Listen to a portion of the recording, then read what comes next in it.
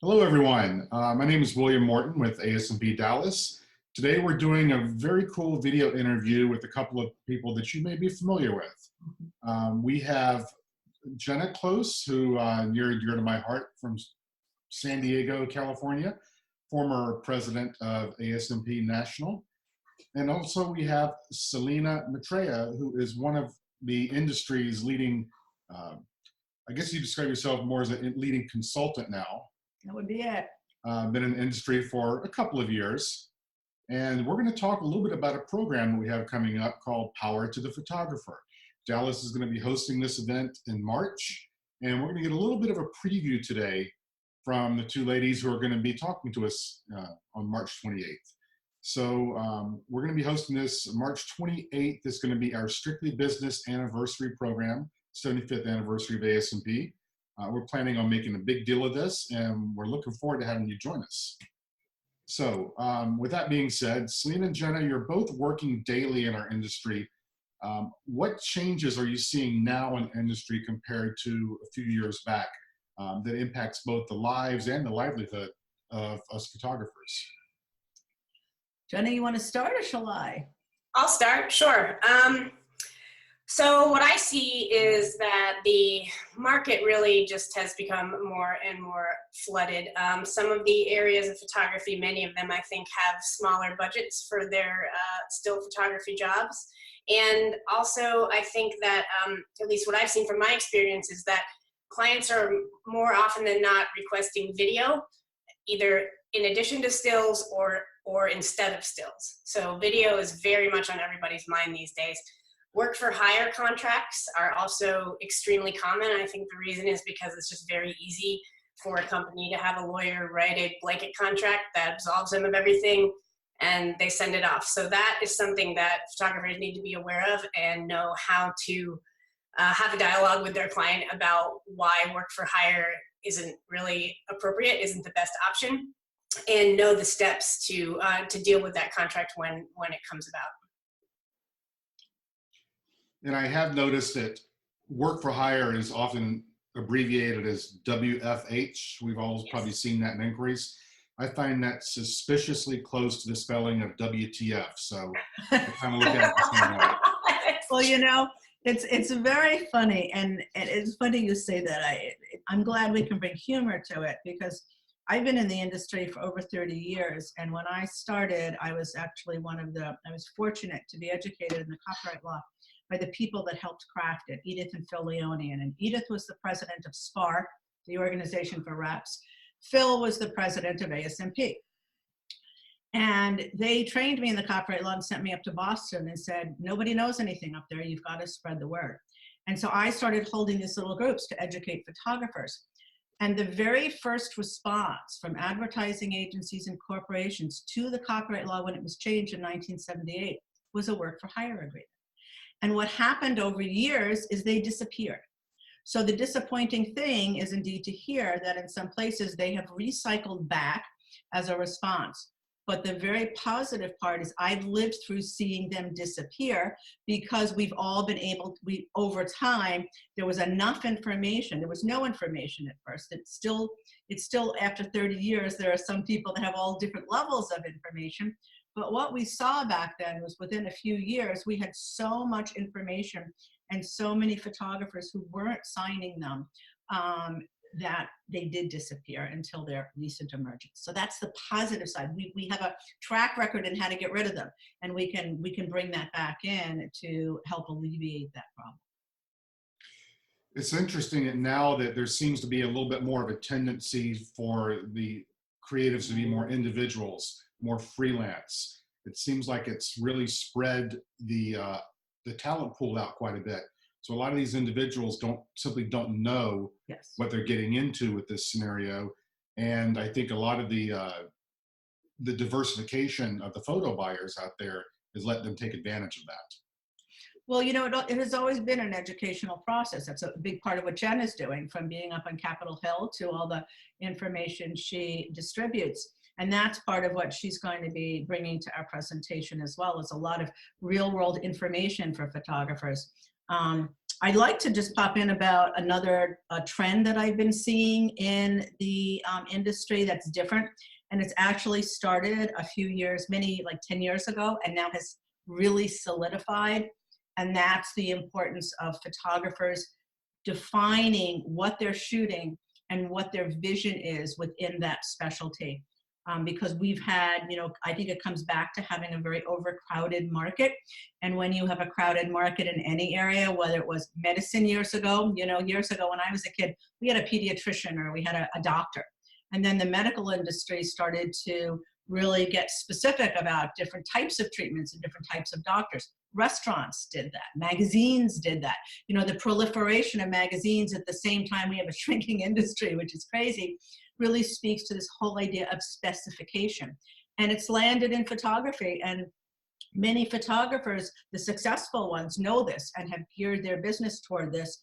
And many photographers still haven't come on board with that. But buyers have in every level, in every city. It's not an East Coast, West Coast major city anymore.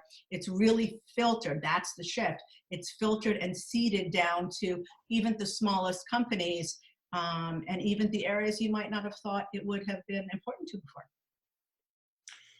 That's good. Let's get to specifics about the changes in industry that we really need to address as photographers and aspiring photographers as well. Selina, I know you often speak about the fact that marketing locally is not the way to survive anymore. And I've seen that from relocating from California to Texas and getting a little bit more work around the country now. Can you speak a little bit about the feasibility of marketing local versus regionally or even nationally, depending on what you do? Yes, certainly. I think if you're a brand new photographer, and some people listening might be, and I would call a brand new photographer someone who's been in our industry for 3 years or less, like professionally, not just you got out of school and you sat around with a book for a while and then you started, but somebody who's been actively marketing in whatever way they see fit for 3 years or less. Then you're looking at your local industry. You're looking at the city you live in, if it's large enough to sustain you, depending on where you are, because local looks different as well. If you're a photographer who's been in the industry for 3 years or more, you need to start thinking about regional. And what does a regional market look like to you based on where you are?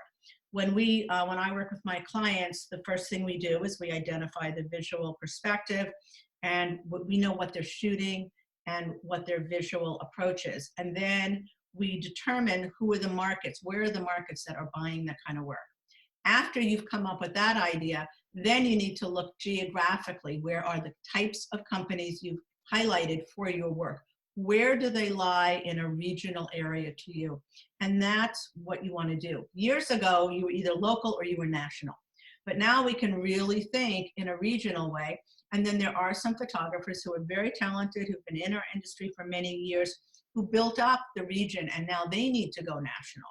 So it really has a lot to do with the experience you have in our industry, how long you've been here.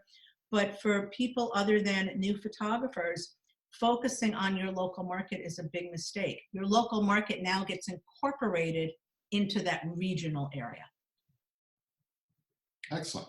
So Jenna, I think your forte, from what I know of you, is kind of pricing and licensing. And for anyone that does not know, Jenna has been ASMP's head cheerleader for the CASE Act for, what has that been, 3-4 years now? That battle's been going on? 5, yep. 5, yeah. So kudos to you for all your hard work on that. And thank you for fighting that fight for us. And hopefully more people will participate and get involved in that. Jenna, what do you feel like is a change regarding pricing and licensing that you think photographers need to address? So I would say 2 things, and I don't know that, well, let me start with the first one. This is definitely a change. So there's been this ongoing debate over the last, say, decade about whether licensing is dead. And I think what has really happened is that licensing is not dead, but it has changed. So previous to the digital age, it was relatively easy to control your work, where it was being published, and then also control any value you got out of that from licensing. Now it's a lot more difficult, as I think we probably all know, with social media, the internet, all of this stuff. But I would say that licensing is not dead, it's just different. And there are still ways that you can control your license. Licenses are typically broader now, and I think that that's something we just do need to accept. But there are still areas where you can restrict your licensing, where you can control the use of that image. You just have to think about it in a different way. And what I like to do is actually think about what the client really needs, and then also where some hangups might be with the client. So say, for example, on the internet basically lives forever, right? So you can understand why a client is going to ask for unlimited usage for social media, because even if they pull that image down, it might be shared, it might be, it might move across the web, and that's the point of social media. So it makes sense for them to ask. They don't want to get in trouble for something that they really have no control over. So we just have to look at where the areas are in licensing that we can restrict, but still maintain control over that licensing. It's just very different than it was prior to digital. And I would also say, so for pricing, I don't think this is actually a change. I suspect that this has been an issue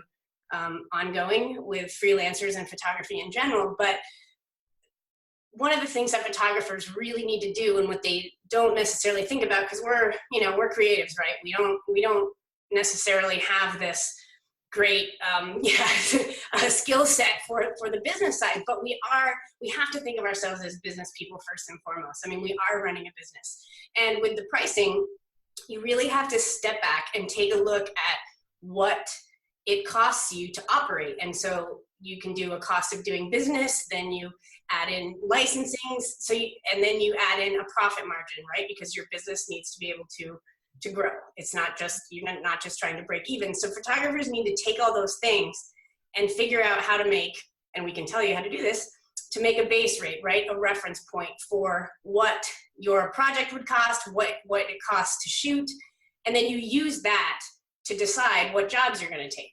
And it doesn't mean you always have to take a job that is going to give you that, but you have like a specific point of reference to make those decisions. And I mean, even myself, I've been in business for 11 years. I didn't do that in the beginning. I was just like, oh, great, jobs, let's go. But to really be a good business person, you have to understand what your output is before you figure out what to take for your input. So that's something that I talk about in depth during this program. Excellent. So I might be going a little bit too far ahead if I say something about the typical question or response I get is, well, we're not sure how it's going to be used. We just need to make sure we have it and we can use it for whatever we want. Yes, and that's common. And I think, there's some other things that I talk about in the program too, with negotiating, with where like actually talking to your client and figuring out what they really mean, what they really need, because it's easy for them to just say, all right, I just need it for everything. They're doing that because they don't want to deal with it. But you can find ways to give them what they need without giving them everything, unless they really need everything, and then you price it accordingly. And I think there are also ways to very gently and kindly get clients to be more specific. I remember in my days of repping, and certainly in all the years I've consulted, in making suggestions to clients about this and seeing the results, it's really quite remarkable. Because when a client says, well, we don't really know what the rights are yet, you can start to ask, you can give them a range. Well, have you done any print advertising in the past? Which is one of the larger usages we would tack on licensing. Oh no, like we're really, we really haven't gotten to that level yet. We don't do that. So you can ask questions that start to help them to eliminate some of the things, just so you have a more specific sense. And clearly you need to know, and I always have said to clients, understandable after they give you the answers, thanks for helping me to define this a little bit more, because your price, our project rate really involves the licensing, and I don't want to charge you for anything you're not going to use. So when you get back to me, the more specific you can be, I can guarantee you the lower your invoice will be. So that's really something that helps clients to get more specific. But Jenna's got so much to share when it comes to the licensing and pricing that will really help photographers. And one of the things I think also is we have to look at who we're servicing, because agency buyers are very, very knowledgeable often about licensing. And there are some art buyers that won't work with certain photographers because the photographer doesn't know about licensing. And they know how important it is, and they just won't even go there. So at different levels, not that advertising is the top level, but at different levels, we have some knowledgeable buyers. And then at a lot of other levels, as Jenna was saying, we've got a lot of people coming in that we need to educate. And I'm a big fan of education. I think photographers need it. I think our customers need it. Yep. I think everyone needs to get on the same field. And I think this program is going to help with that. So, Selina, if you could tell us a little bit more about the concept of power to the photographer and how that whole concept came to be. Well, we can actually thank Brian from South Carolina, ASMP, for that one. Jenna and I have known about each other and kind of been fans of each other. Being the first person in New England to help photographers to learn about copyright. When I learned what she was doing with the CASE Act, I was so grateful for her work. And Jenna then came to a program I gave in San Diego a couple of years ago, and became a client. Up the Cubicle became a client. And so we've worked together with the very principles that we'll be sharing in the first part of our Power to the Photographer program. So that's a little history for you. So I got a call from Brian Dressler asking me if I would present in February my Steps to Success program, which was the program Jenna had come to. And he told me that Jenna was going to be presenting too. And I got off the call after I said, of course, I'd be honored to be there. And I thought to myself, oh my God, with everything happening in our industry, wouldn't it be brilliant if Jenna and I could hit the road together? Now, I just loved the idea of combining the program that I have, which is all about how do you define your vision and how do you build a business around it. And it's case studies showing photographers who've done that and these steps to the success. But they all dealt with visual and marketing. And I thought, oh my gosh, if Jenna would come with me and I could go with her and we could do this together, we could have this cool program where everything is covered in one day. And then, and what do photographers need? They need to understand this visual approach and how it works and how marketing works. And they need to understand pricing and they need to understand licensing. And so I called up Jenna and she said, okay, so we did it. And I'm so excited because I just love her, and it's a fabulous program. And we did it in New England, and it was really well received. And we received many emails from people telling us very specifically, you know, I've done over 150 lectures. So when people thank me, I'm looking to see what did they learn? What did they get? And in the letters that people sent, you could see what they got because they mentioned things that were specifically the takeaways. And as a teacher, as an educator, that's what you just go, oh my God, how wonderful. So that's how it came about. At least that's my version, Jenna. Yeah, I think you got it. You might have another version. No, I'm surprised you need a version that mentions wine. That's after the program, William. All right. Okay, so Jenna, who would you say should be attending this program? Who is this really targeted at or ideal for? I mean, I think it's actually ideal for everybody. I think that students, obviously, there's not a lot of opportunity for students studying photography and creative fields to learn about the business. It tends to be one of the things we've found is sort of lacking.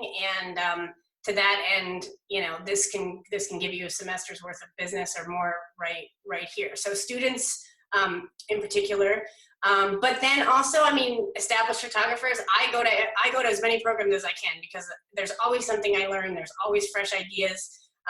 You know, it's a difficult time out there right now for everybody, and so any time I can get inspiration, I take it. So students, established photographers looking for fresh ideas, and also photographers who are considering rebranding, or maybe they feel like things are a little stale or they want to change direction. They just want to understand what that would entail and start thinking about those things. This program is great for that as well. I mean, that's mostly what Selina talks about, and that's what I just went through. So there's a lot of information out there between the two of us. So there's really nobody that I would say it's not appropriate for. Not to mention the fact that then we just hang out and chat, and that's equally as valuable as just to have those conversations with your community. We can tend to be stuck in our office often and forget that the social aspect of it is extremely important. I think that's very, very true. And I think that's one of the benefits of organizations like ASMP is being able to bring different photographers together. We no longer hang out at photo labs for Right. hours like we used to. And two people do tend to work. I believe Lon Atkinson coined the term digital dungeon. Yeah. So we do tend to hang out like that, really separate from everyone else. And we need that way to communicate with our fellow creatives and learn more about what's going on and what different people are seeing. And I think that's one of the huge benefits of an organization like ours and what it can offer. Selina, I know Jenna just mentioned a little bit about rebranding, and you're going to be consulting the day after this workshop. So May 29th, that's Sunday, you're going to be doing, I believe it's 2-hour consultations. Yes. Can you talk a little bit about what the goal of those consultations is? Yeah, photographers, the people that are coming to our program, every photographer is different. They have different visions or different levels of experience in their business and in our business. So everybody has different challenges at different points. I wanted to be able to come in. The program's going to serve to give very solid information on direction and pricing, visual direction and pricing, and then how to market, like really what are the steps to take. And then Jenna's information on licensing and pricing. But there are photographers who are going to be ready to move forward with with marketing, with developing a body of work. Maybe you're a photographer who has been a generalist and you're getting the information and oh boy, I better start to focus. I haven't done that. So the consultations are 2 hours. They're usually priced at $600. I charge $300 an hour. These are $400. So it's a big, huge, chunky savings for people who are coming. So it's a great opportunity to save money, but it's primarily also an opportunity to get very specific advice from someone like myself who's been in the industry for 30 years. I have, luckily, and I'm very grateful for this, a lot of history, and I'm able to work with clients to help them to define their vision, understand where they're not reaching their goals and why. So we can create a whole plan of attack to shift, and help you to reach the goals you're not. It could be a portfolio review, it could be a web review. So it's really about photographers contacting me and saying, I've got this issue. We talk about it ahead of time, and then we understand by the time we're getting in the consultation what our agenda is. So it's a great opportunity to get information from a guide who's been around for a bit. And I would add something to that, having just gone through this process. I was one of those people who, after 10 years in business, was kind of like, I don't know, I feel things are a little stale. I'm not feeling that juice that I used to feel. I'm not excited, but I really didn't know what to do. And I was always one of those people who always sort of questioned, no offense, Selina, but why should I pay somebody to tell me what I'm sure I can figure out myself if I can just sit down and think about it, And so I always sort of wondered, like, why consultants were out there, basically. And then this whole thing happened where I ended up stumbling upon a consultation with Selina, and my mind was blown, and it's been blown. I mean, we've been working together for 6 months. We worked together to do what turned into a major rebrand, but she told me things that I knew and I wanted them, but I couldn't articulate that. I could not get it out, and I would have never made those changes had she not suggested that to myself and my partners. And even down to just having somebody else edit your work. I had never done that before. I had been editing my own work and missing like a huge opportunity to have a third party look at that and set it up in a way that I would have never thought of, because I'm way too invested in the work. So if you're questioning whether or not it's worth it, my personal experience is that it is highly valuable and extremely worth it. Oh, thank you. I appreciate that. Hey, and in response to you, there are people out there that wonder why they have to hire a professional photographer. I know. Really, I get it. And I appreciate that. I do. It's exactly the same thing. Yeah. Oh. Excellent. Well, I would like to thank both of you ladies for giving us a little bit of a preview for what we can look forward to in March. Once again, for those of you watching, March 28th is going to be our big event. March 29th will be the private consultations with Selina. And this is going to be a big program for ASP and for the local Dallas photography community. I do hope you'll join us. This will be hosted at Camera Ready Studios.